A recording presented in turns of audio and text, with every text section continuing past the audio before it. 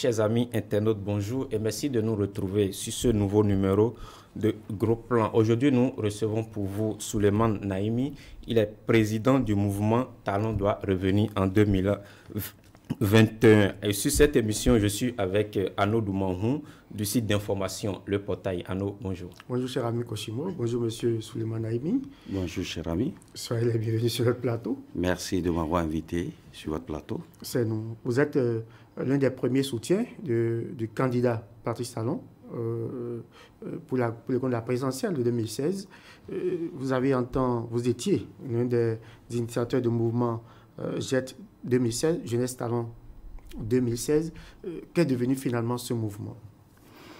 Merci, chers amis journalistes. Merci de l'opportunité que vous m'offrez pour pouvoir m'exprimer sur l'actualité politique et surtout parler de la Jeunesse Talon 2016, un mouvement qui a vu le jour dès les premières heures de l'avènement du régime du nouveau départ, qui est devenu par la suite le régime de la rupture. La JET 16 a vu le jour dans les années 2015 et en prélude bien sûr aux annonces de candidature du président Patrice Talon, qui en son temps nous paraissait comme étant l'homme crédible, l'homme phare, celui qui pouvait véritablement relever l'économie béninoise, essayer quand même de régler les maux auxquels les Béninois sont confrontés. Et très tôt, des amis et moi, nous nous sommes vus, nous nous sommes dit, celui-là, c'est lui qu'il faut pour notre pays. C'est l'oiseau rare. Malgré toutes les tentatives pour l'empêcher de rentrer d'abord dans son pays, malgré toutes les pressions qui ont été faites pour l'empêcher d'être candidat, des amis et moi, on s'est dit, il n'en est pas question, même s'il faut perdre notre vie pour que ce dernier soit au sommet de l'État, nous allons le faire. Et donc, Dieu était de notre côté, on s'est retrouvés et nous avons porté sur les fonds baptismaux la JET 16. La JET 16, déjà dans les années 2015, a sillonné presque toute l'étendue du territoire national, bien sûr les 77 communes, et nous avions essayé de parler du personnage, ce qu'il est. Pourquoi il faut un homme de cette trempe-là à la tête de notre pays. Oui, mais la JET a eu une durée de vie très courte. Qu'est-ce qui s'est passé? Bien sûr que oui. Vous savez que toute chose évolue dans le temps et dans l'espace. Nous avons parlé de la JET 16. Et donc, puisque l'objectif, c'était tout faire pour faire venir le président Patrice Talon. Et il est venu au pouvoir en 2016. Et Dieu, comme je l'ai dit tantôt, étant de notre côté, ça s'est très très bien passé. Et comme tout ce que nous avions dit en son temps aux concitoyens béninois, ça s'est réalisé dans presque tous les domaines, même au-delà de nos attentes. Et donc, aujourd'hui, la JET 16 ne tend plus totalement d'actualité puisque nous voulons aborder une deuxième phase du PAG. Est-ce que c'est parce qu'après, il y a des malentendus? Est-ce que parfois le groupe a été disloqué parce que certains ont été promus et d'autres n'ont pas pu finalement jouir des fruits de leur contribution à l'avènement du régime? Qu'est-ce qui s'est passé? Vous savez, d'abord, faire partie d'un mouvement politique, c'est une œuvre de citoyenneté. Ce n'est pas forcément pour des intérêts immédiats. Parce que tout ce que vous le faites pour le peuple béninois. Vous le faites pour le développement de votre nation.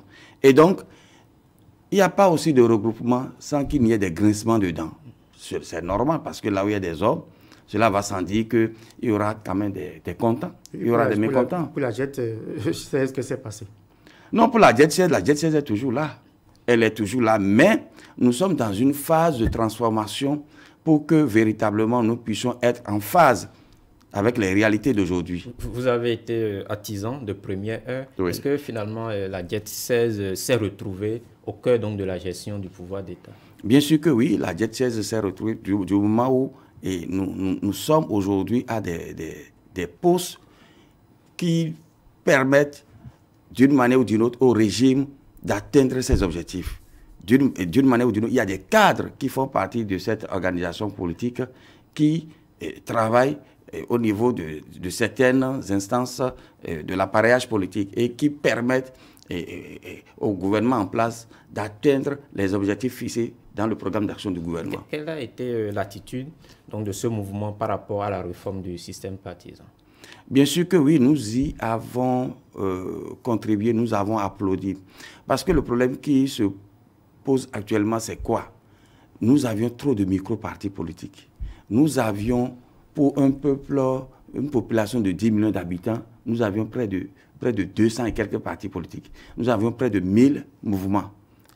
Et donc, les grandes démocraties nous ont donné l'exemple. Les États-Unis, par exemple, la France, par exemple.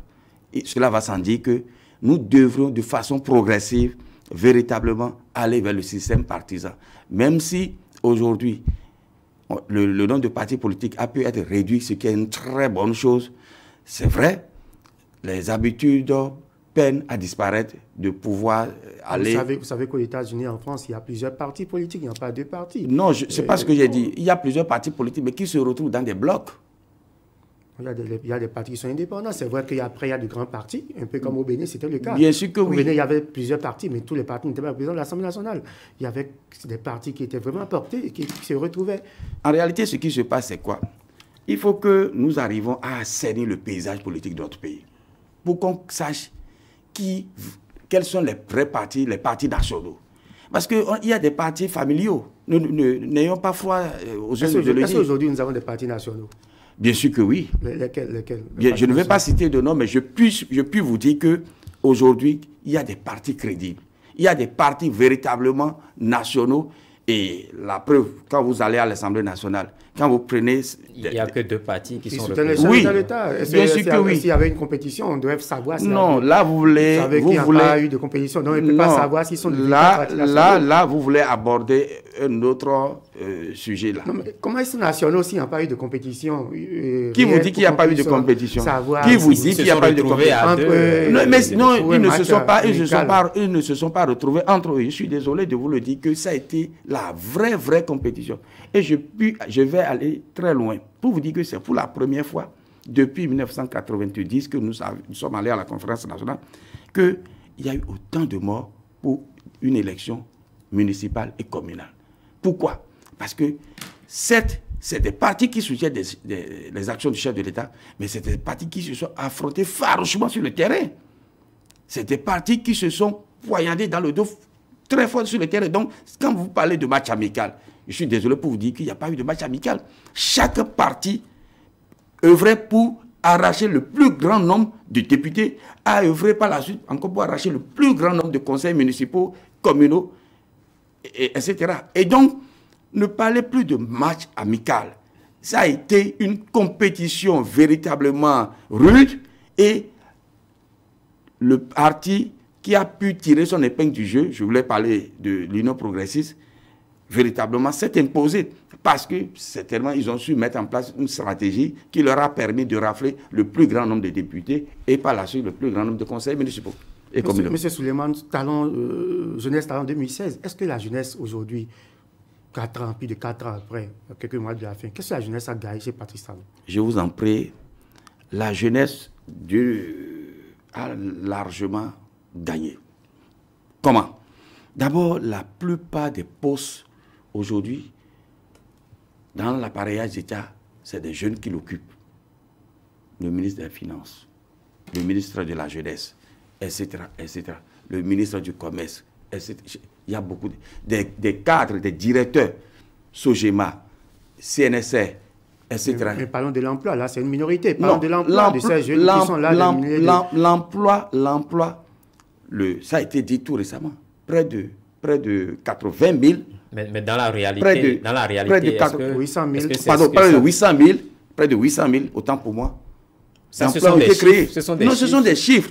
Mais vous savez, nous avions un président de la République qui parle peu, mais qui agit beaucoup et qui agit dans la discrétion. Et pour lui, son leitmotiv, c'est l'efficacité dans la discrétion. Oui, mais et de ce fait, cela va sans dire que quand il pose des actes, quand il contribue au bonheur du peuple béninois, ce n'est pas quelqu'un qui fait de la démagogie ni de la propagande, mais qui agit et qui parle au moment où il faut parler. Et je pense que c'est le moment qui est arrivé et c'est ce qui lui a permis aujourd'hui d'aller toucher du doigt le bien-être de ce qu'il a pu faire pour le peuple béninois. Vous savez que selon toujours les statistiques de l'INSAE, le taux de chômage n'a pas changé sur Patrice Talon. Nous sommes toujours 4%. Non, mais je voudrais que vous puissiez m'apporter la preuve que l'INSAE confirme que le taux de chômage n'a pas eu une évolution significative. Mais, donc, pour vous dire que est-ce que véritablement la jeunesse, les milliers de Béninois, de ces jeunes-là qui sont sans emploi, qui ont des diplômés, qui sont en train de dormir sur eux, est-ce qu'ils ont été satisfaits sous le régime de Patrice Talon? Sous le régime de la rupture, je pense que beaucoup de choses ont été faites pour ce qui est de l'amélioration des conditions de vie et de travail des jeunes. Vous savez, nous évoluons dans une dynamique où la demande en termes d'emploi croît. Et quand ça croît comme ça ne peut que agir sur le résultat. Et le résultat aujourd'hui, plus de 800 000 emplois créés en moins de 5 ans. Il faut nuancer. C'est de l'inédit. C'est de l'exceptionnel. Et quand vous voyez ça, vous devrez quand même applaudir et se dire que, attention, il y a un mieux-être qui a été fait et donc il faut encourager et continuer dans une dynamique qui puisse permettre pour que le quinquennat à venir, si vous nous accordez votre confiance, que nous puissions aller peut-être à 1 million, voire 1,5 million d'emplois créés pour le bonheur de la jeunesse. Donc, ne pensez pas que, que ce qui est fait est négligeable et qu'il faut mettre une croix de Saint-André là-dessus, chers amis journalistes. Alors, revenons à la diète 16. Je disais tantôt, par rapport à la réforme du système partisan, quelle a été l'attitude de ce mouvement? Parce qu'en son temps, il avait été demandé à tous les mouvements politiques qui soutenaient le président de la République de se mettre en bloc. La diète 16... Bien sûr que oui. La diète 16 a fait une déclaration officielle et devant l'opinion nationale et internationale pour déclarer qu'elle appartient désormais à un bloc, le bloc Union progressiste. Et jusqu'à aujourd'hui, nous n'avons plus fait autre déclaration pour dire que nous ne sommes plus de l'Union progressiste. Donc c'est dit que nous avions accompagné la dynamique de la réforme du système partisan. Mais vous créez après un autre mouvement? Non, nous avions créé un mouvement. Nous avons créé un autre mouvement. Pourquoi? Je vais être clair. Vous savez, j'ai dit que la réforme du système partisan est une très bonne réforme. Mais nous connaissons les Béninois. Depuis 1990 jusqu'à ce jour, aucun parti politique n'a pu faire porter un chef d'État au pouvoir. Donnez-moi un contre-exemple. En 1991, Soglo est arrivé au pouvoir sans la RB. C'est après qu'il a créé la RB. En 1996, Kérékou est arrivé au pouvoir avec les partis comme PRD, PSD, etc., etc. En 2006, Yahibouni est arrivé au pouvoir sans les FCBE. En 2016, le président Patrice Talon est arrivé au pouvoir sans l'Union progressiste, sans le Bloc républicain. Et donc, ce sont les mouvements, les partis entre griffes qui existaient, les partis traditionnels, qui se sont mis ensemble pour porter un chef d'État au pouvoir. Et la réforme visait à corriger tout cela? La réforme visait à corriger tout cela. Mais comme je vous l'ai dit, les habitudes peinent à prendre du moment où il y a des erreurs qu'il ne faut pas commettre. Parce que quoi? Il y a des gens qui estiment que...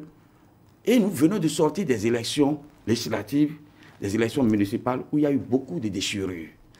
Et des déchirures, des gens qui peuvent se dire, moi je ne me retrouve pas au sein de l'Union progressiste, je ne me retrouve pas au sein du Bloc républicain, mais je me retrouve avec des amis avec lesquels je peux m'exprimer, je peux me faire entendre, et donc où j'ai de la possibilité de pouvoir être speed sur le terrain.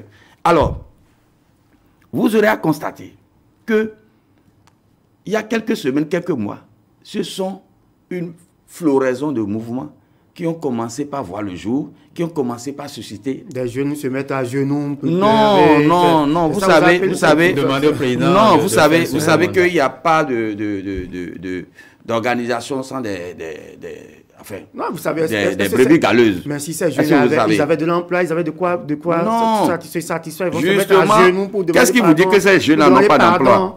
Non, on a l'impression que... Non, qu'est-ce qui vous dit que, vous savez, comme je vous l'ai dit, il n'y a pas d'organisation où il n'y a pas de brebis galeuses. Cela voudrait dire quoi? Cela voudrait dire que le chef de l'État ne demande pas ça. Il n'a jamais demandé ça. Le président Patrice Talon, c'est un homme très effacé, un homme qui, comme je vous l'ai dit, l'efficacité dans la discrétion. Mais quelle est la discipline du groupe? Si nous parlons de la réforme des partisans, oui. Pendant que l'Union progressiste ne s'est pas encore officiellement prononcé, vous créez un mouvement déjà pour susciter ou pour dire que vous avez déjà... Mais est-ce que vous savez que le mouvement MTR, le mouvement Talon doit revenir en 2021, n'est pas de connotation politique bloc républicain ni Union progressiste? Pourquoi? Vous savez, je vous ai parlé des vieilles habitudes. Et nous ne pouvions, même si vous voulez sevrer votre enfant, votre bébé, il faut y aller de façon douce. Mais 4 ans, c'est beaucoup. Mais le système partisan a commencé par rentrer dans sa phase atypique. En 2018, 2 ans, moins de 2 ans. Vous pensez que déjà... La vision était là depuis 2016. Oui, la vision était là depuis 2016. Mais nous avions commencé par la mettre, la réforme du système partisan en 2019. Aux élections législatives de 2019. Je pense que oui. 2019, à ce jour, 1 an. 1 an, je pense que c'est un peu trop tôt pour continuer par dire aux citoyens, aux Béninois que c'est comme ça, certes. Donc, gardons les vieilles habitudes. Non, pas du tout. Comme je vous l'ai dit, quand vous voulez sevrer votre enfant, vous devez y aller de façon douce. Vous ne devrez pas chercher de façon brusque ou de façon brutale, à chercher à sevrer votre enfant. Il faut y aller de façon méthodique, de façon douce, de sorte que même si demain vous lui arrachez le téton, il puisse se dire, il ne puisse même se rendre compte que quelque chose a été fait. Et donc, je pense que nous sommes conscients que la réforme du système partisan est une très bonne réforme et que les grandes démocraties n'en sont pas arrivées en 2 ans, en 3 ans, en 4 ans, en 5 ans. Mais c'est des centaines d'années. Et si l'Union progressiste décidait de choisir notre candidat, qu'allez-vous faire? Vous qui vous êtes déjà dans une dynamique de Talon doit revenir en 2021, et si l'Union progressiste désigne notre candidat? Oui, vous savez, quand nous prenons ce genre de blocs, il y a des courants dedans. Il y a des courants dedans. Ce qui est sur la discussion aura lieu. Les échanges auront lieu. Mais pour l'instant, nous n'en sommes pas encore arrivés là. Est-ce que vous avez fait des échanges au niveau de l'Union progressiste par rapport à la candidature? J'avoue que je ne suis pas membre du bureau politique de l'Union progressiste. Vous êtes membre fondateur? Je ne suis pas membre du bureau national de l'Union progressiste. Certes, je suis membre fondateur, mais pour l'instant, en ma qualité de membre fondateur, je n'ai pas encore été approché pour ce genre de discussion et je ne saurais me prononcer sur ce sujet-là. Du moment où, sur ce plateau, je ne représente pas l'Union progressiste. Je ne représente pas le bloc républicain. Je représente le mouvement, la coalition des mouvements Talon doit revenir. Qu'est-ce que les responsables de l'Union progressiste pensent donc de ce mouvement que vous avez créé? Pour l'instant, je ne suis pas le seul à l'avoir créé. Étant membre de l'Union progressiste, il y a plein de leaders, membres fondateurs de l'Union progressiste. Vous ne créez pas des représailles? Des représailles par rapport à quoi? Du moment où, in fine, si tant est que l'Union progressiste venait à décider de soutenir le candidat Patrice Talon, trop de viande ne gâte pas la sauce. Et si elle ne le faisait pas? Attendons de voir. Pour l'instant, nous n'en sommes pas encore là. Donc vous êtes convaincu que l'Union progressiste va faire Patrice Talon? Ah non, je ne suis pas encore convaincu. Je ne suis pas convaincu, mais je ne suis pas aussi, je dirais... pour moi, c'est que d'une manière ou d'une autre, l'Union progressiste va se prononcer d'ici à là. Et donc, attendons que le choix soit fait. Et si le choix est fait, si vous voulez, vous pouvez encore m'inviter. On va opiner là-dessus. Oui. Selon vous, est-ce que l'Union progressiste pouvait faire autre choix que Patrice Talon? Ah ça, je n'en sais rien. Je n'en sais rien parce que, comme je vous le dis, je ne suis pas ici pour parler au nom de l'Union progressiste. La réforme du système partisan, c'est vrai que dans les lois électorales, le législateur n'a pas été très clair sur la question, mais la logique aurait quand même voulu que désormais les partis politiques, en tout cas ces partis qui sont là aujourd'hui et qui se disent les grands partis du pays, puissent quand même désigner des candidats, puissent porter donc des candidats à la magistrature suprême. Mais avec ce qu'on est en train de voir à quelques mois de la présidentielle 2021, on risque donc d'avoir la même chose que 2016. Patrice Talon pourrait ne pas être porté par un parti politique. Vous savez, chers amis, une chose est d'établir les lois, les tests, mais une autre chose est de pouvoir faire l'évaluation pendant la phase d'application. Et donc, si tant est que il y a déjà un bloc, le bloc républicain, qui a déclaré oui à la face du monde, qu'il apporte son soutien. Avant lui, il y a eu Mouel Béné. Il y a le Mouel Béné aussi de mon ami et collègue Jacques Ayadji aussi, qui s'est prononcé, qui a publiquement demandé à ses militants de soutenir la candidature du président Patrice Talon. C'est dire quoi? C'est dire que il y aura d'autres partis du système partisan qui pourront eux aussi porter leur choix sur d'autres candidats. Vous avez vu ce qui se passe au sein des FCBE, où, selon les derniers écrits que nous avons lus sur les réseaux sociaux, il y aura au moins 2, voire 3. On pourrait aller même jusqu'à 4 candidats au sein du parti FCBE. Là, ce n'est pas un modèle à copier par le Bloc républicain Union progressiste. Non, mais chaque organisation... C'est au sein des partis. Chaque organisation politique sait comment manager ces instances pour qu'ils puissent véritablement arriver à choisir un candidat. Mais FCBE, qui ne soutient pas formellement le régime du Patrice Talon, se conforme, en tout cas, reste dans l'esprit de la réforme du système partisan. Et les partis qui sont censés porter la réforme, donc soutenir les actions du chef de l'État, sont carrément en marge de la réforme. Mais qu'est-ce qui vous dit est-ce qu'il n'y a pas un problème? Qu'est-ce qui vous dit qu'au sein de ces blocs qui soutiennent le régime de la rupture, le pouvoir de la rupture, est-ce qu'il vous dit qu'il n'y a pas eu des élections primaires? Est-ce que vous savez par quel mécanisme ils en sont arrivés? Le Parti Talon est une candidature externe, c'est pas une partie, contrairement à ce qui se passe au niveau de FCBE. Bien sûr que oui. Est-ce qu'il est dit qu'au sein de l'organisation politique, ils ne peuvent pas choisir un candidat externe? Mais la logique aurait quand même voulu ça, la réforme du système partisan. Vous l'avez dit tantôt. Oui. Depuis 1990, on n'a pas eu la logique aurait voulu qu'on choisisse un candidat interne. Mais si, quand un parti naît, c'est qu'il aspire à diriger le pouvoir d'État. Oui. Et par conséquent, si vous estimez qu'en votre sein, vous n'avez pas un homme charismatique qui remplit les critères pour pouvoir véritablement fédérer tout le monde et permettre à ce que vous puissiez gagner et gérer le pouvoir d'État, il vaut mieux aller chercher ailleurs. Et quand on en arrive là, est-ce que ce n'est pas un échec?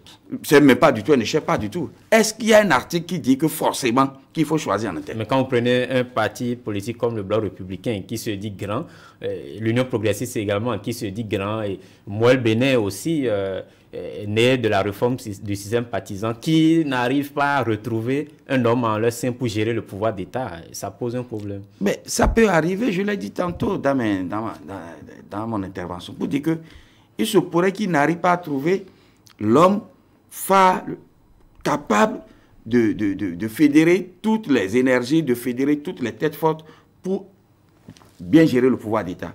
Cela va sans dire que s'il en existe à l'extérieur, il vaut mieux aller le chercher. Il ne faut pas être trop égoïste et penser qu'on est capable de faire quoi que ce soit en interne, si tant est que les valeurs fortes qui permettent de pouvoir rassembler, qui permettent de pouvoir permettre de trouver l'homme capable de diriger le pouvoir d'État se trouve ailleurs, il vaut mieux aller là-bas. Le mouvement Talon doit revenir, a déjà choisi sans doute Talon. Mais bien sûr que oui. Est-ce que vous avez choisi alors le vice-président pour vous, ou vous avez choisi juste Talon et puis bon, vous allez dormir et puis vous... Ah non, le vice-président n'est pas important. Ah non, nous y travaillons. Nous y travaillons. Et je pense que ce n'est pas sur ce plateau que je vais vous donner le nom de celui pour qui nous pensons pouvoir être capables de seconder le président Patrice Talon. Vous n'avez pas eu de difficulté à dire à la face du monde que ce Talon doit revenir en 2021. Mais qui vous dit que nous n'avons pas eu de difficulté? Vous savez depuis quand? Le vice-président ne doit pas être un problème. Est-ce que vous savez depuis quand nous étions en train de cogiter, de réfléchir toutes les stratégies que nous avons mises en place pour pouvoir en arriver à un consensus qui puisse nous permettre de dire que ce soit le président Patrice Talon qui puisse véritablement être en mesure de renouveler son mandat pour pouvoir continuer pas exécuter les œuvres phares, les œuvres salvatrices qui permettent aujourd'hui aux Béninois de pouvoir vivre en paix, de pouvoir vivre heureux. Mais pourquoi vous pensez, vous prenez un long temps, vous pensez au président, et vous ne pensez pas au vice-président. Vous prenez encore une autre étape pour penser au vice-président. Non, mais nous devrions aller de façon progressive en y mettant la méthode, la bonne méthode. Est-ce que pour vous, c'est un homme ou une femme qui serait vice-président de... D'ici à là, nous, si vous nous invitez, ou je pense que vous allez pouvoir lire ça, comme vous avez eu l'occasion de le lire, à travers les canaux digitaux, les canaux Selon vous, est-ce que le nom ou le nom de la vice ou du vice-président que le MTA aurait choisi comme colistaire du président Patrice Talon. Est-ce que ce vice-président va provenir d'un parti politique ou va être encore quelqu'un qui n'est pas... Un oiseau, là. Ce qui est sûr, je ne voudrais pas mettre la charrue devant les bœufs.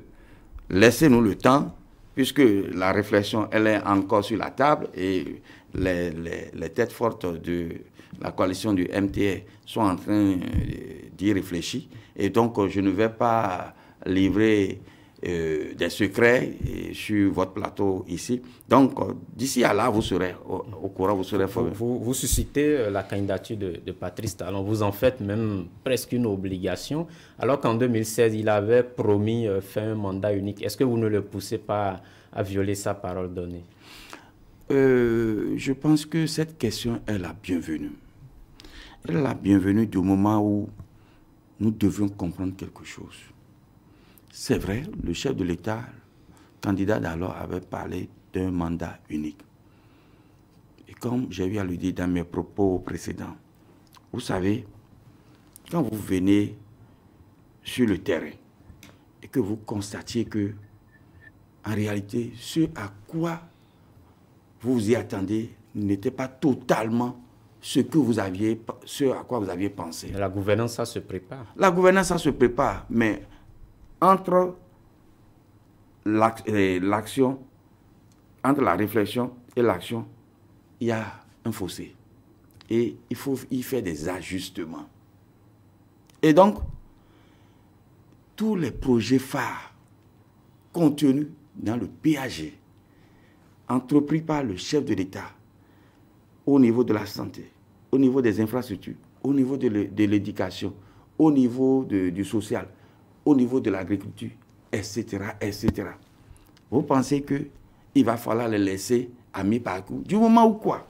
Du moment où quand le président Patrice Talon est arrivé... C'est 5 ans. On n'a pas élu quelqu'un pour qu'il fasse un projet à mi-parcours. C'est 5 ans le mandat. Mais justement, 5 ans, mais renouvelable une fois. Oui, mais vous savez d'abord que le contrat social avec le peuple, c'est 5 ans. C'est 5 ans, mais... Vous devez vous arranger. Mais le constituant... Vous devez vous arranger pour finir le premier contrat social. Lorsque vous n'exécutez pas bien ce contrat, on ne peut pas vous renouveler. Le constituant étant véritablement un homme averti, sachant et connaissant les réalités, se dit, attention, vous avez entrepris quelque chose, vous pouviez le terminer comme vous pouvez ne pas le terminer dans le délai. Et donc, vous aviez la possibilité de pouvoir continuer par exécuter ce projet-là. Et donc, si le président Patrice Talon est venu et qu'il a embrassé tous ces domaines qui constituent le noyau dur du développement de chaque nation, et donc notre pays, le Bénin. Vous pensez que par égoïsme ou par... parce qu'il est imbu de sa personne, il va dire, je m'en vais. Et que je laisse... Ça voudrait dire quoi? Ça voudrait dire mal apprécié, il avait mal apprécié. Non, même pas. Ça voudrait dire que, cela voudrait dire que il serait véritablement traité d'un homme égoïste qui pense d'abord à lui, qui pense à sa vie, qui pense à ses intérêts qu'aux intérêts des concitoyens béninois. Et donc, vous pensez qu'être à la tête d'un État, c'est si facile? On s'use. Personne ne vous oblige. On s'use. Personne ne vous y oblige. Quand vous voyez la tête aujourd'hui de notre président, vous allez constater que les cheveux blancs ont augmenté. Ce n'est pas facile d'être au cœur de la gestion d'un pays, à la tête d'un État, et de penser au jour le jour à comment le dernier des concitoyens va pouvoir être... Est-ce que ce n'est pas une raison de plus pour lui de laisser la place... lui-même, il a dit laisser la place à une autre personne pour continuer le job.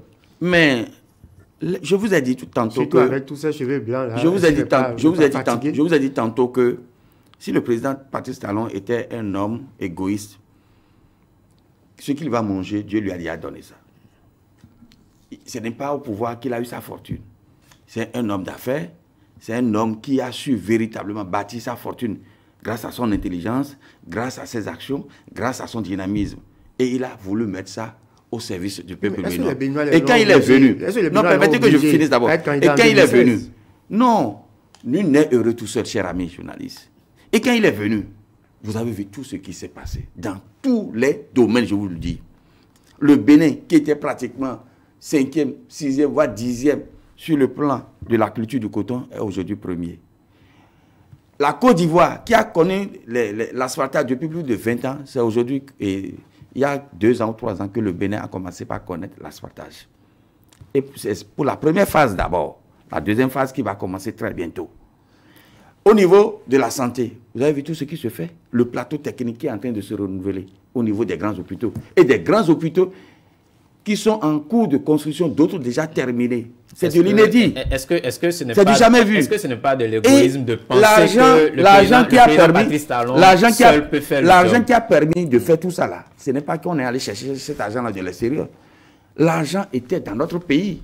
Oui, et c'était de l'argent qu'on distribuait à des hommes, à des compatriotes qui les mettaient dans leur poche pour assouvir leurs besoins personnels. Est-ce que vous pensez qu'il est vraiment le seul dans le pays qui puisse faire ce job-là? Est-ce que dans son entourage, dans la mouvance présidentielle, il n'y a pas de personne? Je n'ai jamais dit qu'il est l'homme, le seul capable de le faire. Non, je ne peux jamais le dire. Et pourquoi il ne respecte pas? Pourquoi vous ne voulez pas qu'il respecte sa parole? Non, vous savez, après 5 ans? Il y a le faire, il y a aussi le faire. Quand vous commandez une mission à quelqu'un, vous dites à la personne, va me faire ce travail-là. Que vous-même, vous vous levez, vous allez faire le travail, il y a une différence. Je dis bien, il y a une différence. Vous avez vu, il fut quelque temps où le président Poutine avait laissé le poste de président à son vice-président. Et quand le vice-président a fini, il a repris encore le poste.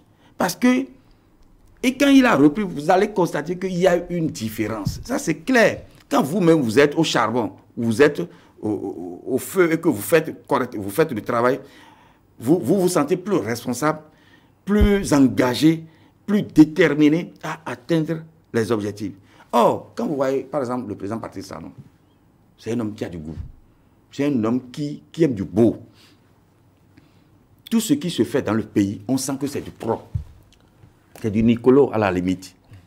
C'est dire quoi? C'est dire que c'est pas de ouïa-ouïa, c'est pas des choses qui sont faites juste pour... Mais vous parlez tantôt de ressources. Vous avez dit qu'il y avait l'argent là qu'on distribuait. Mais Bien sûr que oui. Vous savez que le niveau d'endettement du pays, le Bénin ne s'est autant endetté sous les régimes, la gouvernance passée. Si tant est qu'on a fait beaucoup d'économies et qu'on a eu beaucoup de ressources, pourquoi on s'endette autant sous les régimes passés? Bien sûr que oui. Si nous avions une économie prospère, une économie crédible, une économie rassurante, c'est normal que les institutions internationales financières puissent nous accompagner. Si tout ce que vous faites, on sent qu'il y a de la transparence, il y a de la crédibilité, on sent que véritablement vous arrivez quand même à assainir les finances, vous avez assaini les finances publiques, vous aviez œuvré de sorte que comment on appelle les deniers publics soient bien gérés par les cadres qui sont nommés à des postes de responsabilité et que chacun est responsable de ses actes. Cela va sans dire que les institutions internationales qui sont là, présentes sur notre territoire, qui font des évaluations, qui font des enquêtes et qui s'assurent que tout cela c'est bien fait, qu'il y a une transparence. Pourquoi ne pas accepter que ces institutions-là nous accompagnent? Et quand nous demandons 100 francs, c'est des institutions qui nous disent non, on ne va pas vous donner 100 francs, on va vous donner 150, voire 200 francs. C'est dire quoi? C'est dire que vous devriez, chers amis journalistes, vous être fiers aujourd'hui d'être béninois. Il y a 5 ans, quand vous dites béninois, ailleurs là, les gens disent, pardon? Et les gens ont même peur de se faire appeler béninois à l'extérieur. Mais aujourd'hui, appelez nos compatriotes qui sont à l'étranger. Ils vous disent quoi? Mais c'est du jamais vu. Mais ce monsieur-là, on ne l'attendait pas sur ce terrain-là. Mais il nous a surpris positivement. Vous savez, l'autre question que les Béninois se posent, c'est où va l'argent emprunté? L'argent emprunté, chers amis, avec tout ce qui se fait sur l'ensemble du territoire, malgré la bonne foi du chef de l'État d'assainir les finances publiques, de faire de sorte que les impôts qui sont payés par tous les compatriotes béninois, vous pensez que c'est ça la chose qui peut servir à investir autant de milliards, que ce soit au niveau de la santé, de l'agriculture, au niveau des écoles. Les écoles aujourd'hui, la cantine scolaire, c'est du jamais vu. Il y a toujours Mais la cantine vous scolaire, êtes à Cotonou. Ah non, chers amis. C'est pas la première fois. La cantine scolaire. Non, mais la cantine scolaire, depuis quand? Dites-moi ça. Il y a la cantine scolaire. Jamais. Vous savez très bien que j'ai été un soutien de première de l'ancien président Boni Yaye. Mais vous n'avez pas dit que sous Boni Yaye, il n'y avait pas la cantine scolaire? Non, il n'y en a pas eu. Je vous dis, il n'y en a pas eu. Je suis bien placé pour vous le dire. Il n'y en a pas eu. Mais aujourd'hui, c'est de la réalité. Et vous savez ce que vivent nos compatriotes dans les zones rurales. Cette histoire de cantine scolaire-là. Mais ça fait trop des heureux. Des enfants qui restent à jeun du matin jusqu'au soir. Alors que ce sont des enfants qui vont devenir des cadres, qui vont diriger ce pays demain. Et donc, si on ne les met pas dans de bonnes conditions, des centaines et de milliers de salles de classe qui sont en cours de construction, des centres de santé, etc., des plateaux techniques, je l'avais dit tantôt, qui sont en cours de rénovation.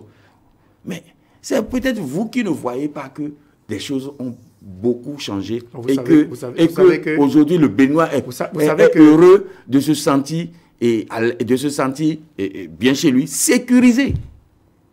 Au niveau de la sécurité. Vous avez vu les braquages? Il y a quand même beaucoup de cas de suicide. Vous avez vu les braquages? Non, laissez tomber. Non, écoutez.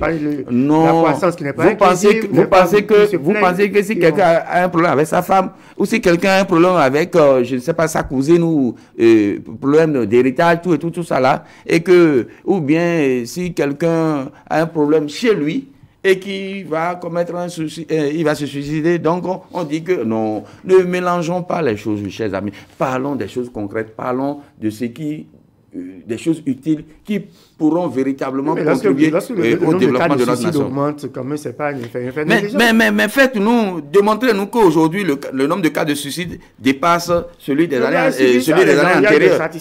Non, quelles statistiques? On connaît, et c'est les Béninois. On se connaît.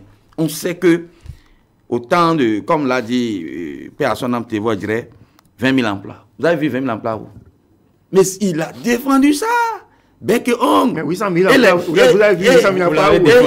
Non, quand je dis... Vous défendez 800 000 emplois qu'on n'avait pas vus. Bien sûr que... Non, jamais, chers amis. Je suis au cœur de la gestion du pouvoir d'État du président Patrice Talon. Je sais ce qui se passe. Parce que j'ai intérêt à pouvoir savoir ce qui se passe pour pouvoir en parler à mes amis qui croient en moi. Vous savez que l'INSAE parle, par exemple, sur cette question de 800 000 emplois, parle de plus de 500 000 emplois dans le secteur informel. Parce que, bon, il y a eu des chantiers, il y a eu ici ou ça. Mais lorsque vous créez des emplois informels, vous dites, quand un institut comme l'INSAE fait un bilan, parle de 800 000 emplois et puis de 500 000 dans le secteur informel, quelle fierté vous ressentez? Vous pensez que... Et en plus, vous pensez que ces compatriotes qui travaillent sur ces chantiers-là, et puis ces emplois saisonniers, vous pensez que pour eux, ce n'est pas un mieux-être, cela ne leur a pas permis de régler des problèmes sociaux, des problèmes de santé, des problèmes d'éducation pour leur avoir. Mais qui vous dit que temporaire? Aujourd'hui, il y a des chantiers qui durent depuis bientôt 4 ans, voire 5 ans. Et ces gens-là travaillent là. Et mieux. Je vais plus loin pour vous dire que quand ces entreprises finissent sur ces chantiers-là, ils gagnent d'autres chantiers sur lesquels le même personnel est redéployé. Bien sûr que oui. Bien sûr que oui.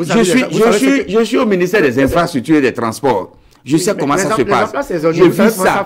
Et je sais que quand les entreprises qui gagnent les marchés finissent sur un chantier, le chef de l'État, vraiment, je ne sais pas, mais ce monsieur me séduit.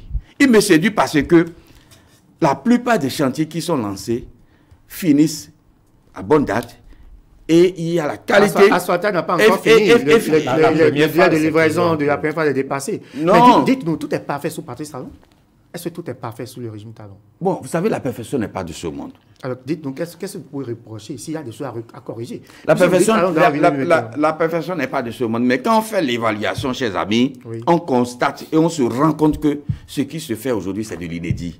Et c'est de l'inédit. Il vaut mieux, si tu as ta femme qui est belle, qui a reçu une bonne éducation, qui s'occupe bien de toi à la maison, qui s'occupe bien de tes enfants, qui respecte ta famille et qui véritablement certes, elle a quelques petits défauts. Quels sont ces petits défauts? C'est ça que nous voulons savoir. Elle a quelques petits défauts qui sont insignifiants. Il vaut mieux. Vous préférez fermer les yeux sur ces petits défauts? Bien sûr que oui, il faut faire la balance. Mais il faut en parler pour améliorer. Non, mais il faut en parler, mais il faut en parler. Là, il faut en parler. Non, si vous souhaitez que Patrice Talon revienne en 2021, sans doute, il y a eu des choses à corriger. Parlez-nous de ce que, s'il revenait, ce qu'il faut corriger. Par exemple, mais si ce qu'on doit corriger est totalement minime, insignifiant, véritablement,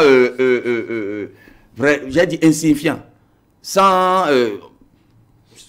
J'avais dit que tout est parfait. Non, je n'ai pas dit que tout est parfait. Je ne saurais le dire. Je ne saurais le dire.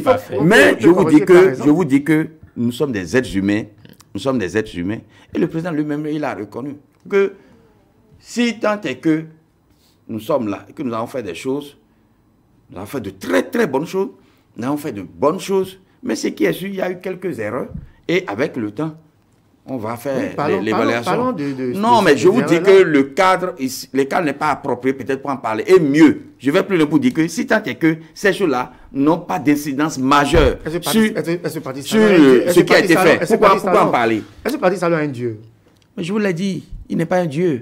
C'est un être humain. Le Bénin veut savoir si vous, en tant que membre de la mouvance, vous estimez que l'homme du départ doit revenir en 2021. Sans doute qu'il y a des choses que vous avez envie de suggérer. Bien sûr que oui. Mais le cadre dans lequel nous allons nous retrouver, ou l'instance, le cadre dans lequel nous allons nous retrouver pour pouvoir faire cette discussion, quand ce cadre-là voit le jour où on se retrouve, on en parle. On en parle. Mais si tant est que c'est des choses minimes, insignifiantes, qui n'ont pas, en quelque sorte... c'est vous qui appréciez, comment on appelle? C'est vous qui estimez que c'est minime. Qui n'agissent pas sur le commun, le vécu des Béninois. Parlez-nous de ces choses-là et puis nous allons ensuite voir si elles sont minimes. Je pense qu'il vaut mieux oublier ça et évoluer, mais tout en essayant de corriger cela. La réforme du système partisan a entraîné des morts. Vous pensez que c'est une tâche noire insignifiante? Ça a entraîné quoi, cher ami? La réforme du système partisan, ça a entraîné des morts. On a vu les législatives de 2019 avec l'exclusion. En tout cas, il y avait quand même certains partis politiques, notamment de l'opposition, qui ont estimé qu'ils ont été exclus. La violence électorale... Est-ce que vous saviez que la loi électorale qui a permis de mettre en place le système partisan, que ce sont les députés FCBE qui étaient là, qui ont voté cette loi? Est-ce qu'ils ont voté? En son temps, ils avaient boudé cette loi-là. Non, mais aujourd'hui, le président de la République, ils l'ont voté. Ce sont eux-mêmes qui l'ont voté. Le président même a reconnu, dans une mesure donnée, que cette réforme, en tout cas législative, ont entraîné des morts. Il a même demandé pardon sur le terrain. Vous pensez que tout ça, c'est une tâche noire? Vous savez, est-ce que demander pardon, c'est parce que forcément on se reproche quelque chose, on pense avoir mal fait qu'on demande pardon? Comment on demande pardon? Pourquoi? Il demande pardon pourquoi? Mais on peut demander pardon si tant est que ça peut permettre à chacun même si ce dernier a tort, de comprendre que allons évoluons. Non, c'est de la mauvaise foi. Non, ce n'est pas de la mauvaise foi. Ce n'est pas de la mauvaise foi. Chers amis journalistes, vous savez, en 90, quand nous étions allés à la conférence nationale, quand le peuple béninois a été convié à la conférence nationale des forces vives de la nation, le président Kérékou, paix à son âme, avait demandé pardon pour dire que nous ayons fait des choses, que nous n'ayons pas fait des choses, nous vous demandons pardon. Non, mais non, vous n'avez pas dit que sur la révolution, il n'y avait pas eu des gens qui ont été sévèrement punis pour leur opinion politique. Donc, le président Kérékou avait des raisons de demander pardon au peuple béninois. Et donc, Patrice Talon, sans doute, a des raisons de demander pardon. Il a des raisons. Non, mais il a des raisons de demander pardon juste pour que chacun comprenne que ce n'est pas facile de diriger un pays. Et de deux, que on ne peut pas faire aussi des omelettes sans casser des œufs. Au fond, dites-nous. Et donc, ces morts que nous avons enregistrées après la mise en œuvre de... C'est insignifiant, c'est minime. Vous savez, il va falloir que nous comprenions que nous ne pouvons plus évoluer comme nous avions l'habitude d'évoluer dans le désordre. Et comme l'a dit le président de la République, dans la pagaille. Parce que c'est quoi? Le Béninois ne connaît pas ses droits, ne connaît pas aussi ses devoirs. Il va falloir quand même qu'on commence par se rendre compte que les choses ont changé. Et si les choses ont changé, chacun se doit de jouer sa partition. Les milliards qui sont investis aujourd'hui pour réaliser des travaux d'asphaltage, repartir encore sur ces voies-là pour voir. Des gens viennent exposer des marchandises. Des gens viennent faire qu'on appelle des feux de bois là. Des gens viennent faire du désordre. Des gens, c'est-à-dire tout un désordre bien organisé. Et les gens se sentent à l'aise. Les résidus de marmite là, les gens viennent jeter ça pour boucher les caniveaux. Quand vous voyez tout ça là, alors que c'est l'argent du contribuable et les prêts que nous avions consentis qui ont permis de réaliser ces travaux-là. Et du moment où c'est des citoyens peut-être qui n'ont pas payé d'impôts, qui se foutent pas mal de ceux qui se sont sacrifiés pour qu'on puisse avoir ces fonds-là, chacun doit assumer sa responsabilité aujourd'hui. Et vous aurez à constater que depuis que le président Patrice Talon est arrivé, bientôt 4 ans et demi maintenant, vous aurez à constater que chacun a peur à son niveau de ne pas tomber sous le coup de la loi. Il faut installer un régime de peur? Ah non, pas du tout. Pas du tout. Parce que chacun commençait par se rendre compte que, attention, ce que j'avais du plaisir à faire dans le désordre, dans l'anarchie, et narguer tout le monde, aujourd'hui ce n'est plus le cas. Quand même vous voulez donner de l'argent aujourd'hui à un policier, 1000 francs ou 2000 francs, le policier a tellement peur. Alors qu'il y a quelques années, ce n'était pas le cas. On vous imposait même ça. Aujourd'hui, est-ce que les barrières des policiers existent encore? Mais après, vous ne voyez plus. On sait aussi la conséquence, les braquages. Non, quel braquage? Je vous ai dit qu'aujourd'hui, en matière de sécurité, nous dépassons largement les attentes. En matière de sécurité. Vous pouvez aujourd'hui mettre votre moto devant votre chambre et être fier que quelqu'un ne va pas venir le voler. Alors qu'avant, ce n'était pas le cas. Nous parlons de sécurité. Que pensez-vous des exécutions sommaires? Exécutions sommaires où? Et quand? De plus en plus, la police... Vous savez, je vous l'ai dit qu'il n'y a pas... Ces dérives-là, on les a constatées aussi dans les régimes précédents. Dans les années précédentes aussi, on les a constatées. Ce n'est pas une exclusivité du régime de la rupture. Donc c'est normal que la police débarque. Ah non! Non, mais aujourd'hui, est-ce qu'on peut débarquer sans qu'il y ait un mandat d'arrêt ou un mandat de perquisition? Vous êtes informé, vous parlez tantôt des exécutions sommaires. Qui a parlé des exécutions? Moi, non. Mais je vous dis que... Vous justifiez le fait? Non. Mais donnez-moi un exemple. Donnez-moi un exemple. Mais ce que vous constatiez, on peut constater aujourd'hui, c'est quoi? C'est que chacun répond de ses actes. De deux, la sécurité, véritablement, est devenue une réalité. Et les populations dorment mieux, vivent mieux et ne se sentent plus véritablement... n'ont plus peur. Mais la police n'est pas au repos. Pratiquement tous les jours, il y a des arrestations, des braquages. Non seulement il y a des prises d'otages. Est-ce que vous avez vu des prises d'otages aussi? Des prises d'otages qui viennent de plus en plus. Vous avez vu le mécanisme. On n'a jamais vu ça, c'est historique aussi. Vous avez vu le mécanisme qui est mis en place aujourd'hui. Je ne suis pas un expert ou un spécialiste de la sécurité, mais ce que je dis, c'est le profane qui vous parle par rapport à ce qu'il a vu, ce qu'il constate. Quand vous prenez le corridor Cotonou et Nati Tengu, ou Cotonou, Parakou, vous allez constater qu'il y a des policiers qui sont dans leur bus, dans leur pick-up, qui circulent ou qui garent. Et dès que vous vous arrêtez en même temps, ils viennent vers vous. Mais ça, c'est un contrôle pour vous assister. C'est un contrôle de routine. Pour vous assister. C'est un contrôle de routine. Vous avez un problème, en quoi pourront vous être utiles? Et vous vous sentez à l'aise. Au-delà de ces parce contrôles de routine. Il suffit que vous puissiez... Vous savez qu'en son temps, ces pick-up servaient à transporter des sacs de charbon, à transporter... On n'a pas ces éléments. Aujourd'hui, on en voit quelques-uns encore, des véhicules de l'administration sur des terrains de cérémonie ou autres. Oui, des véhicules de l'administration, ça dépend. Il y a des véhicules de fonction. Il y a des véhicules de service.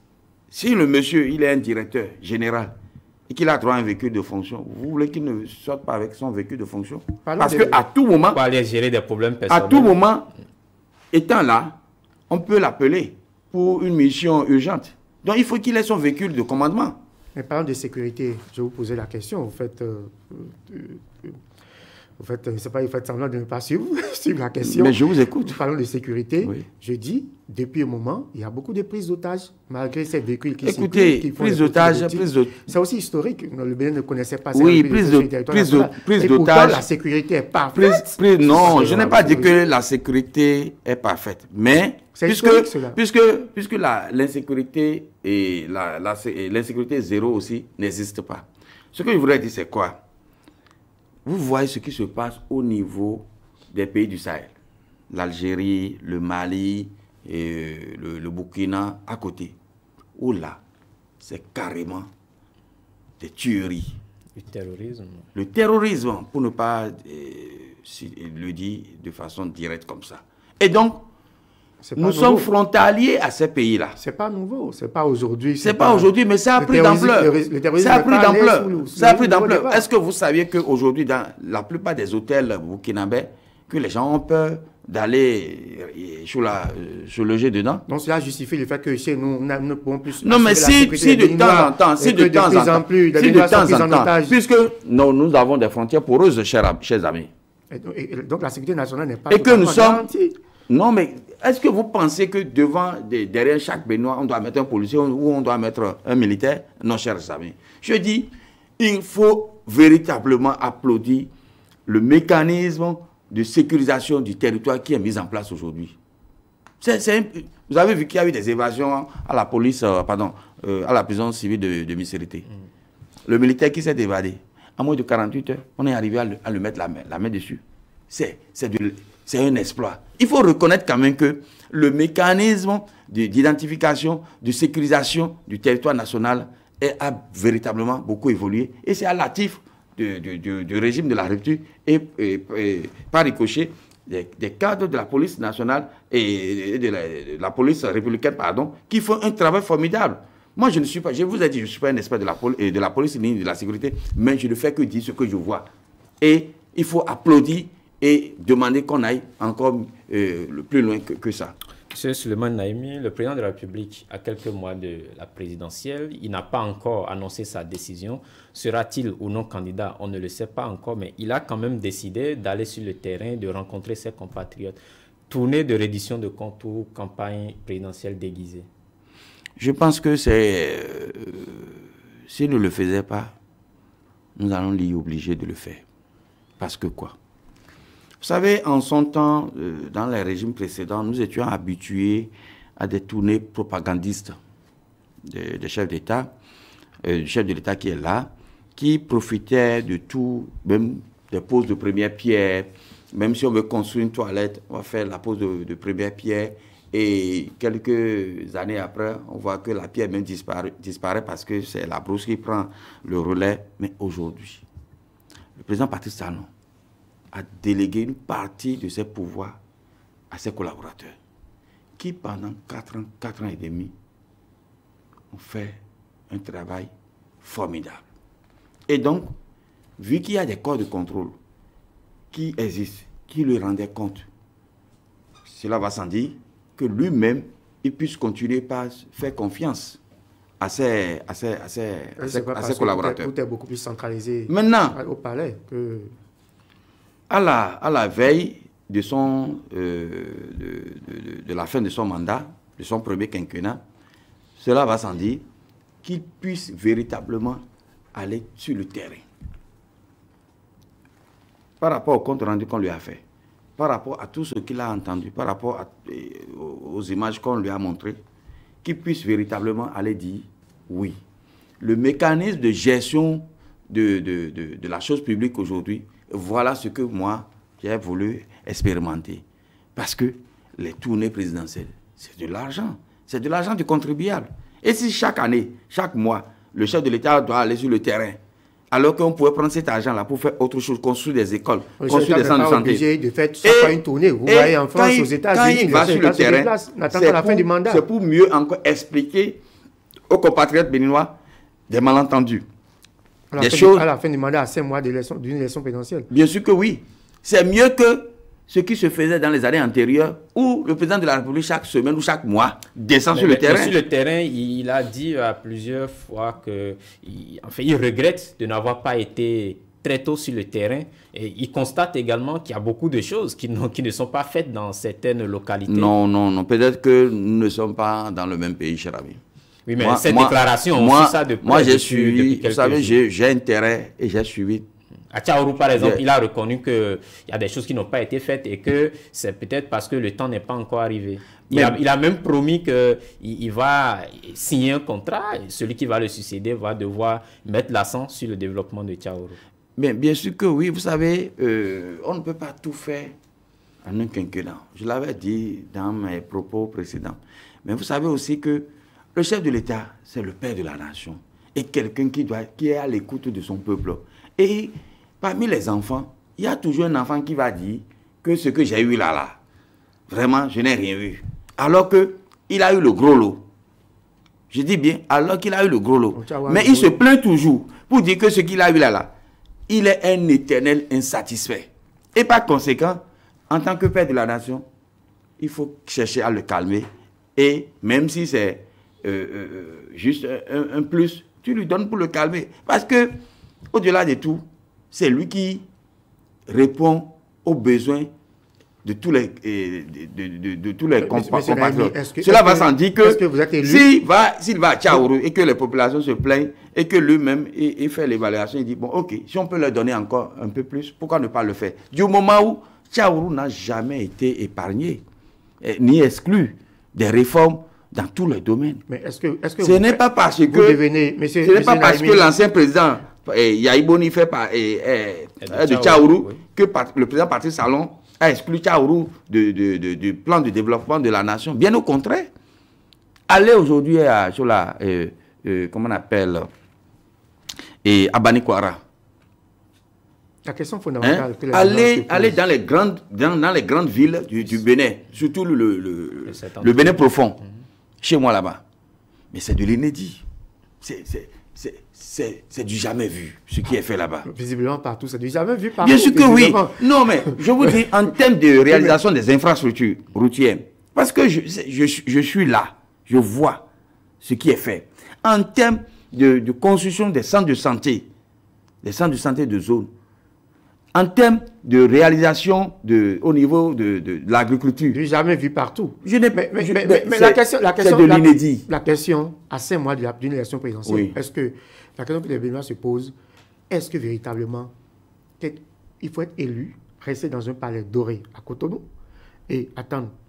Qu'est-ce qui vous dit que le palais doré? Non, mais vous savez qu'on a réhabilité le palais. Non, le palais a été réhabilité. Cela va sans dire que c'est normal que là où on vit, parce que le temps que nous passons dans nos bureaux dépasse largement le temps que nous passons à la maison. Nous parlons quand même du palais de la Marina. Oui, le palais de la Marina. Ne dites pas que c'est doré, que ça a été... Vous restez dans votre palais doré à Cotonou. Non, mais quand même, cher ami, ne dites pas ça. Et à 5 mois, ne dites pas ça. Et à 5 mois de la fin du mandat, vous entamez une tournée. Qu'est-ce que vous pouvez véritablement corriger à 5 mois de la fin du mandat? Qu'est-ce qui vous dit qu'on est allé sur le terrain pour corriger ce qui... Mais quand on constate des choses à corriger... Mais bien sûr que oui, mais est-ce que vous pensez que de Cotonou, avec tous les corps de contrôle qui existent, le chef de l'État n'est pas au courant et qu'au fur et à mesure que les choses se passent sur le terrain, les choses ne sont pas corrigées? Vous pensez que c'est ça? Vous savez qu'au cours de la tournée, il a encore fait des promesses, il a fait certains constats. Ce qui est normal. Ce qui est normal, parce que c'est quoi? Ce qui est normal, c'est quoi? Parce que vous travaillez pour une population. Vous avez votre programme d'action du gouvernement avec des projets phares et des projets secondaires. Vous les avez réalisés.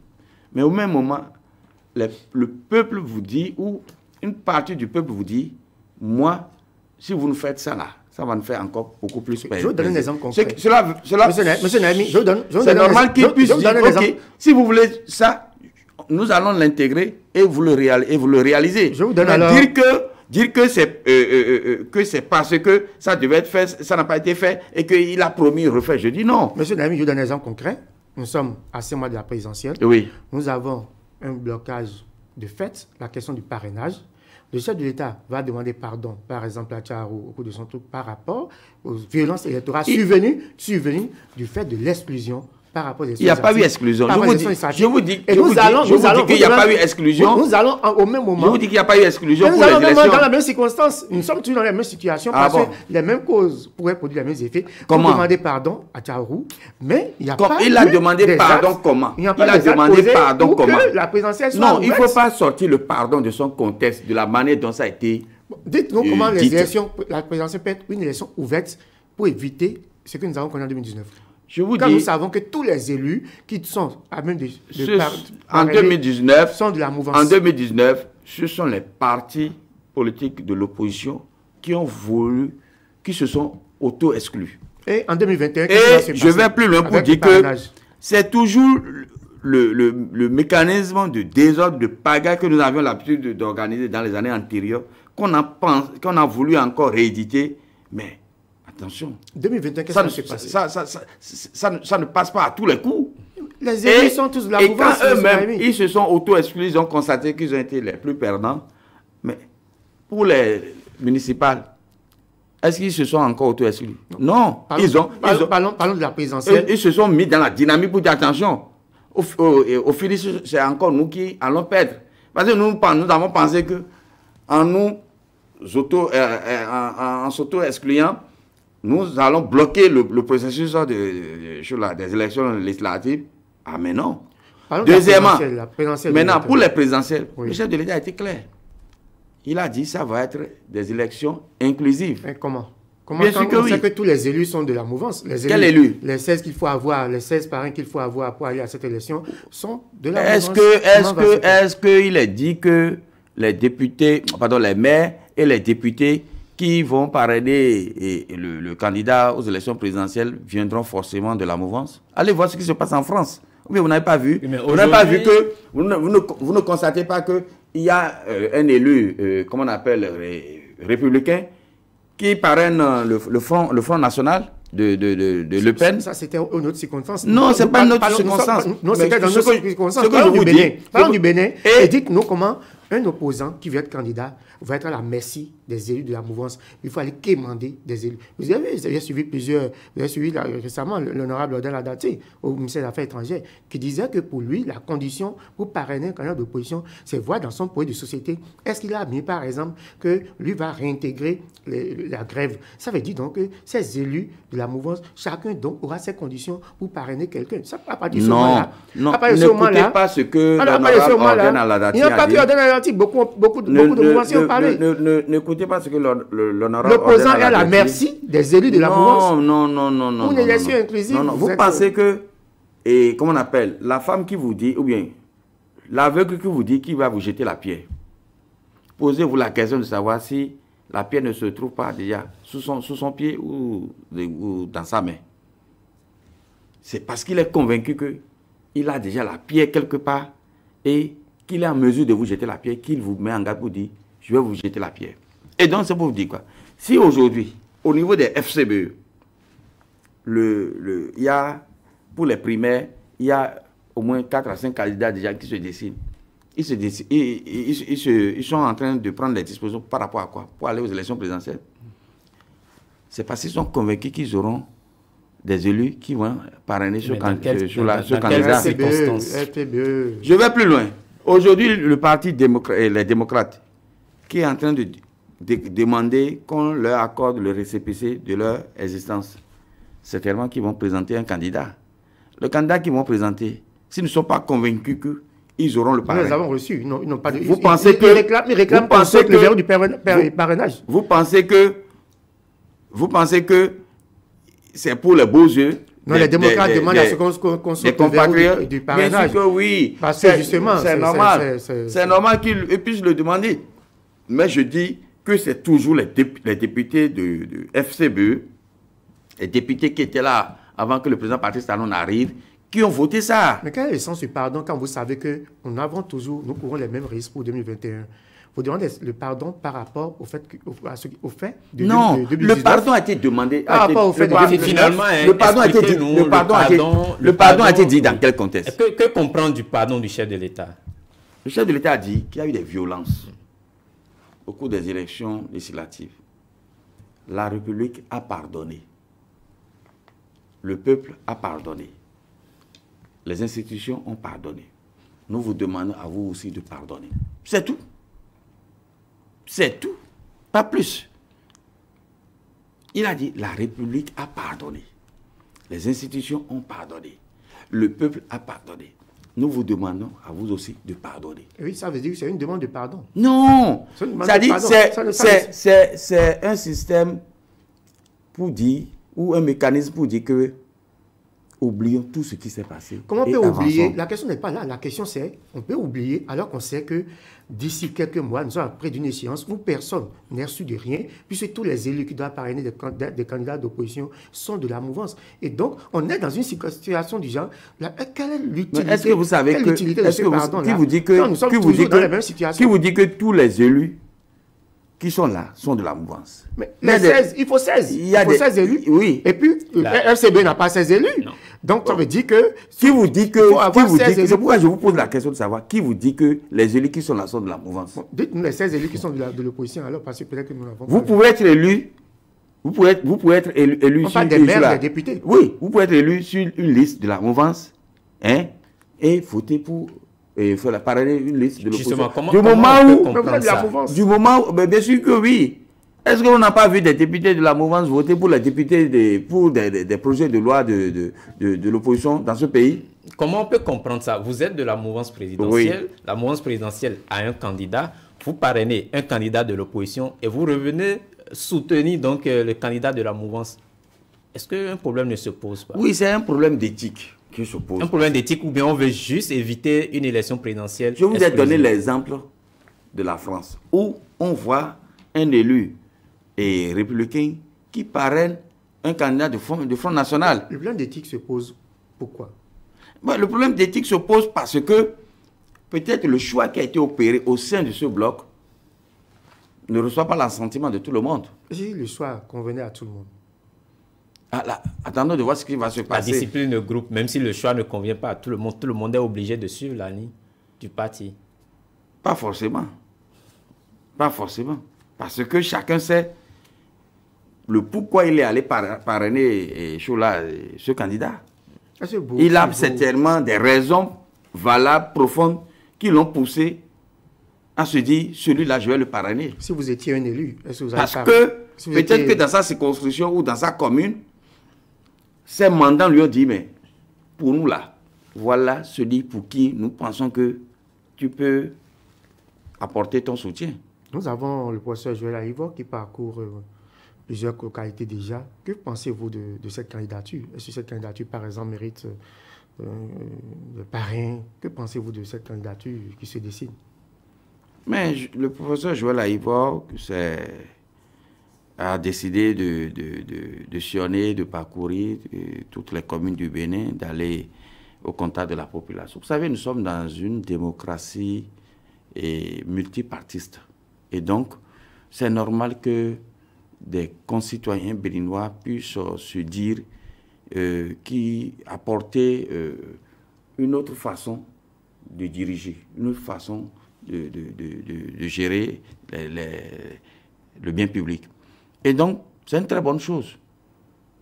Pourquoi s'en offusquer ou bien pourquoi ne pas... Que pensez-vous de cette candidature? Est-ce que si vous étiez un élu, est-ce que vous pensez que il pourrait apporter une alternative crédible en 2021? En 2021, je pense que lui-même sait qu'il est dans une balade futuriste. Comment? Oui, comment? Parce que, vous savez, lui-même, dans son âme et conscience, il est convaincu que ce qui se fait aujourd'hui, c'est du beau, c'est du propre. Il est convaincu que... Vous êtes rentré dans son âme pour faire cette lecture? Non. Qui dépasse nos compétences physiques? Non. Je dis, il est conscient que, à travers le bilan positif, au-delà même des attentes des compatriotes béninois, il est convaincu et conscient que il ne peut que apporter, ces idées pour permettre à ce qu'il y ait un mieux-être. Parce que quand vous êtes au pouvoir, vous n'êtes pas censé détenir la science infuse.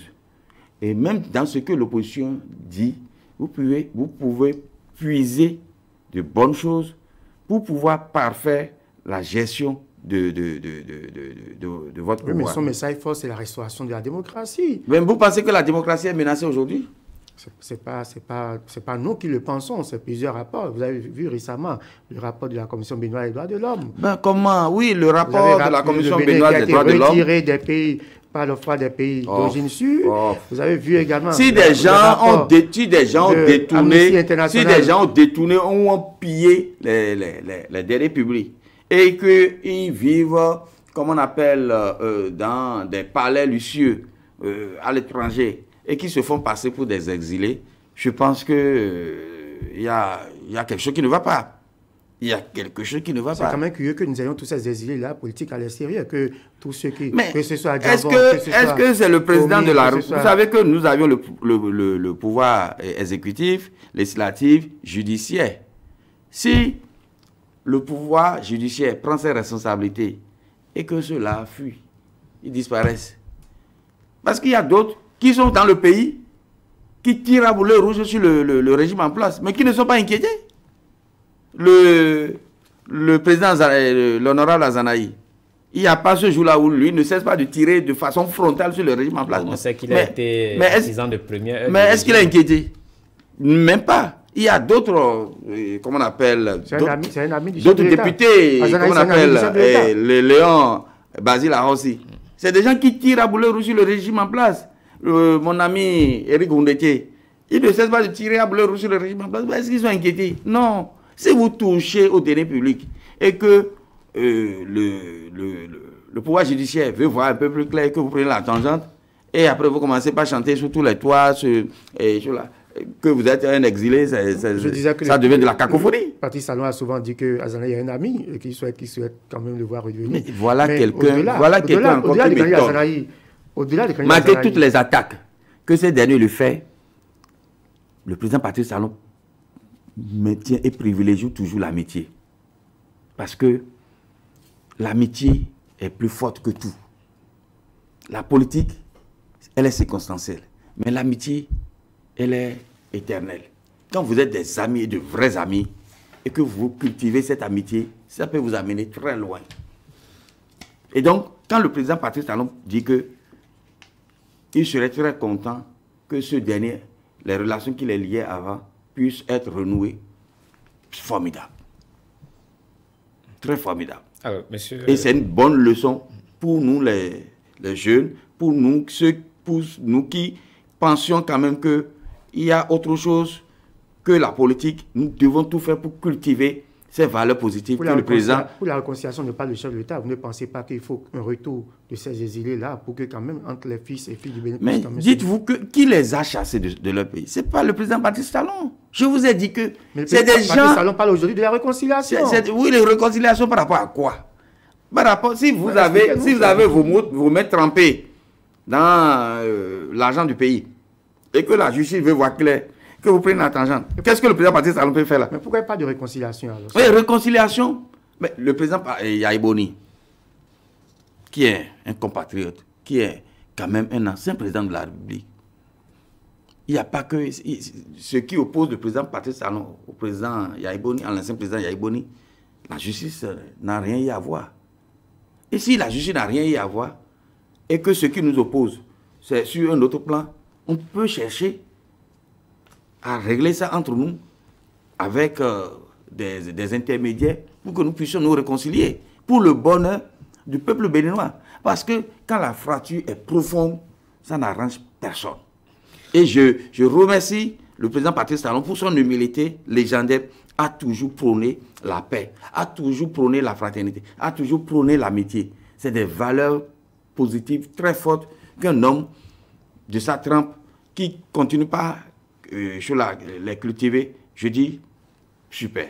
Monsieur Souleymane Naimi, nous allons aborder la deuxième partie de l'émission, mais avant, je voudrais savoir, dites-nous, si Patrice Talon était candidat en 2021, est-ce qu'il va pouvoir s'en sortir? Bien, je pense que le président Patrice Talon a accepté servir la nation. Et le peuple béninois lui a fait confiance. Et il a mis au moins 2 ans pour mettre en place tout le mécanisme qui aujourd'hui est en train de produire les fruits positifs que nous sommes en train de constater et de vivre pour le bonheur du peuple béninois. Et quand vous allez sur le terrain aujourd'hui, vous allez dans les marchés. Vous voulez dire qu'il a un bilan parfait et qu'en 2021, vous voyez ce qu'il a fait, vous voyez comment il est en train de sortir nos mamans des conditions difficiles de travail, avec des marchés totalement contemporains qui ne répondent plus aux normes actuelles. Et le président Patrice Talon a accepté de reconstruire tous ces marchés pour le bonheur de nos mamans. Est-ce que c'est suffisant pour qu'en 2021, tout ce qu'il a eu à faire pour le bonheur des Béninois. Et comme je vous l'ai dit dans mes propos précédents, aujourd'hui même c'est la diaspora qui s'est levée comme un seul homme pour dire celui-là doit revenir. Et que d'autres même ont dit que même s'il faut aller le chercher et l'attacher à la chaise, sur la chaise, pardon, pour qu'il puisse continuer là, qu'ils sont capables de le faire. Mais après, c'est le peuple qui vote. Donc, c'est dire quoi? C'est dire que parfois vous êtes obligé de faire quelque chose contre votre volonté. Puisque des gens voient en vous un homme de vision. Un homme de vision, pour ne pas trop dire, quelqu'un qui, véritablement, s'il n'existait pas, il fallait le créer pour le bonheur des Béninois. Et donc, celui-là, aujourd'hui, ce n'est pas moi qui le dis. Quand vous prenez 10 Béninois aujourd'hui, il y a au moins 9 qui vous disent, celui-là, il faut qu'il revienne pour continuer les œuvres salvatrices, les œuvres fortes, positives qu'il a commencées et qui nous permettent aujourd'hui de vivre mieux. Et donc, cela veut dire et voudra dire que quand il sera candidat, il sera élu. Vous serez prêt à vous mettre à genoux pour réclamer... Ah non, jamais, pas me mettre à genoux. Je ne peux que me mettre à genoux devant mon Dieu, mais pas me mettre à genoux devant un homme. Et le président Patrice Talon n'aime jamais ça. Il n'aime jamais ça. C'est un monsieur, vous savez, c'est un monsieur que moi j'ai connu. Je l'ai connu avant 2015. Très, très effacé. En quelles circonstances? Très, très effacé. Alors que c'est un monsieur qui brasse des milliards.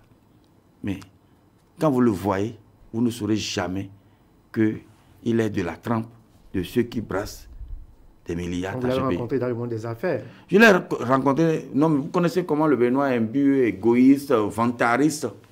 Mais le président Patrice Talon, je vous dis, c'est un homme de culture, très, très... de culture, de bonne culture, de bonne éducation, qui aime se faire, qui aime se rabaisser, qui aime aller vers les autres, qui aime servir les autres. Et ça, c'est des valeurs que nous devrions tout faire pour apprendre nous-mêmes et apprendre à nos enfants. Parce que quand on vit comme ça, on vit mieux. Alors, nous allons à présent aborder la deuxième partie de cette émission pour mieux vous connaître au-delà donc des activités professionnelles, au-delà des activités politiques. Et je vais laisser Arnaud conduire cette partie-là. Voilà, merci M. Naimi Suleiman. Merci. Nos internautes et puis les Béninois aimeraient quand même vous découvrir, côté famille par exemple.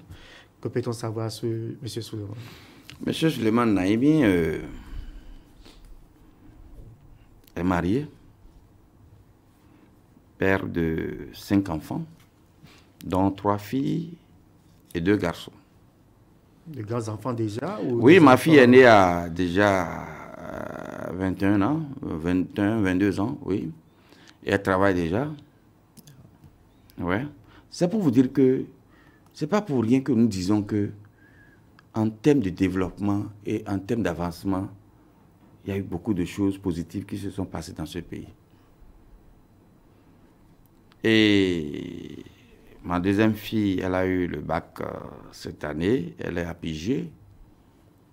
je vis avec mon épouse. Je vis à Virosset, pas trop loin de l'hôtel Atlantic Beach. Et comment vous avez fait cette première rencontre de madame? Madame, je l'ai connue au cours d'une réception. J'ai vu la personne sortir et j'ai dit, mais il y a un serveur qui était venu vers moi. J'ai dit, mais est-ce que vous pouvez me prendre le numéro de la dame là? Et le serveur est allé la voir. Et le serveur est revenu après pour dire qu'elle lui a dit, qui veut voir le pape se rend à Rome. C'est-à-dire que vous déplacez vous-même. Effectivement, je me suis levé, je suis allé la voir. J'ai dit, madame, j'ai besoin de votre contact.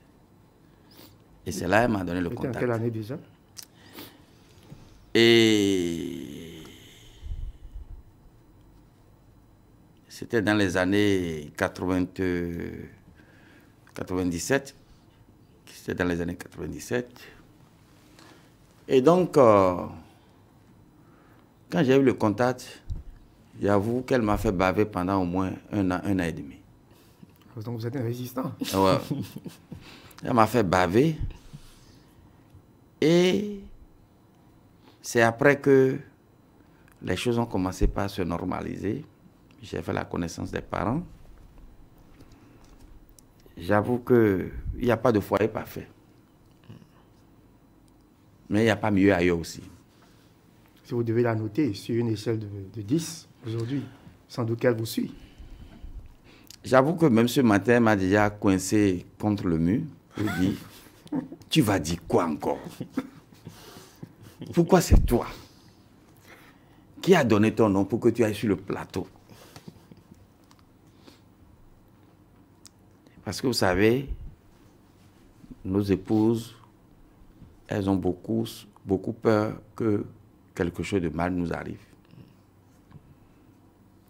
Et je leur ai dit, t'inquiète, si c'est pour le développement de ce pays, s'il y a des vérités à dire, n'ayons pas peur d'aller le dire. Parce que, vous savez, dans les années 2008, 2009, j'allais sur les plateaux de télévision. Et le journaliste d'alors, c'était Médéric François Gongo. J'allais parler des actions du président Boni Yayi. Mais avant d'y aller, c'est le président Boni Yayi même qui vous reçoit. Contrairement au président Patrice Talon, qui sait que ce qu'il fait, il n'a pas besoin de vous le dire. Vous-même, vous touchez déjà du doigt là, les réalités. Si c'est bon d'en parler, il faut en parler. Et quand le président Boni Yayi vous envoie, tout ce qu'il vous dit d'aller dire, si vous allez sur le plateau de télévision pour le dire, vous ne savez pas faire, les gens vont vous attendre déjà au dehors. Ils vont vous lyncher. Donc quand on vous envoie, vous devez savoir vous envoyer vous-même. Donc c'est pour dire que nous aimons bien ce pays et que prendre des risques pour le bonheur des générations à venir, ce serait une bonne chose. Et à la maison, madame, quel plat elle fait que dès que vous êtes servi avec ce plat-là, bon, tout peut passer. Elle connaît mon menu spécial. Et je l'ai hérité de ma maman, à qui je rends hommage et je remercie beaucoup de l'éducation qu'elle m'a donnée. Elle s'appelle Célestine Dovi. Elle est de Bopa. Et mon papa, Feu Abdoulaye Naimi, qui est de Djougou. Donc je suis à cheval entre le nord et le sud. Et quand on dit Bopa, c'est Minan. Et Minan, c'est un peu la sauce de gombo. En tout cas, moi, quand je mange, il doit y avoir du gluant dedans. Forcément. Et mon épouse, elle a Elle a eu cette confidence-là de ma maman. Et de temps en temps, elle me le fait. Et de façon régulière. Le jour, le gombo, il y a une chose là qu'on appelle fétri goman. Fétri goman. Oui. Fait avec du légume. Légumes, un peu d'huile rouge, poisson fumé, maman dedans. Bon, avec l'âge, maintenant, on me dit ne prends plus trop de maman parce que c'est pas trop bon pour toi. Fromage. Mais avant ça, je prends un peu de whisky d'abord. Et vous mangez fétri goman avec la pâte ou avec du riz? Je mange ça souvent avec la pâte ou la pâte blanche ou la pâte noire. Cette fois-ci, avec l'âge, je me dis prends la pâte noire parce que ça va te permettre de préserver ta santé. Et quand elle fait ce plat-là, je suis à l'aise. Et que vous êtes à l'aise, qu'est-ce que vous offrez? Bon, quand vous êtes de très bonne humeur. Bon, vous savez, les femmes aiment les surprises. Elles adorent les surprises. Et comme surprise, quand vous prenez 10 femmes, elles vont vous dire le parfum. Elles adorent le parfum. Ou elles adorent que vous leur offrez des tissus. Des tissus. Et j'avoue qu'elle-même, elle me le fait. Hein. Et comme elle connaît déjà mes mesures, je suis là et quand on veut faire une sortie, elle dit non, papa, aujourd'hui là, c'est ça que tu vas porter. Et vous prenez un tout cousu. Un tout cousu. Je dis waouh. Et vous savez, si le soir va être amoureux, c'est déjà dès le matin qu'on commence par voir les prémices. Les signes avant-coureurs. Et donc, on sent que quelque chose va se passer. Et on s'y prépare. Et je pense qu'il n'y a pas meilleure vie que celle-là. Quand vous arrivez de sortir de Cotonou, d'aller au village par exemple, d'y passer un moment. J'avoue que je ne vais pas au village comme ça. Je ne vais pas au village parce qu'il faut être sincère. Et pourquoi vous n'aimez pas, vous préférez la ville? Cotonou-Djougou, c'est pas fameux. Hein. C'est pas fameux.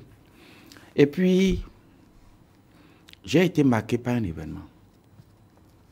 J'ai perdu mon papa en 1990. J'étais encore trop jeune, adolescent. On l'avait enterré au cimetière musulman d'Akwapa. 3 mois ou 4 mois après, je me suis rendu là-bas pour un autre enterrement. Donc, on enterrait la dame qui était allée accoucher et s'en est allée. Donc, on l'avait mise dans le trou. On a mis le bébé à côté d'elle. Quand j'ai dit, bon, je vais aller me recueillir sur la tombe de mon papa. Je vais là-bas, je constate qu'on a déjà exhumé le corps, on a enterré quelqu'un d'autre. Ça m'a tellement marqué, je me suis dit, mais c'est quoi ça? Donc j'ai pensé à moi-même en même temps. Je me suis dit, donc si moi-même je mourrais, c'est comme ça que ça va se passer. Et je me suis dit, il faut que j'arrive à trouver un endroit où je pourrais avoir un caveau familial. Pour que quand quelqu'un va mourir dans la famille, que nous puissions l'enterrer là.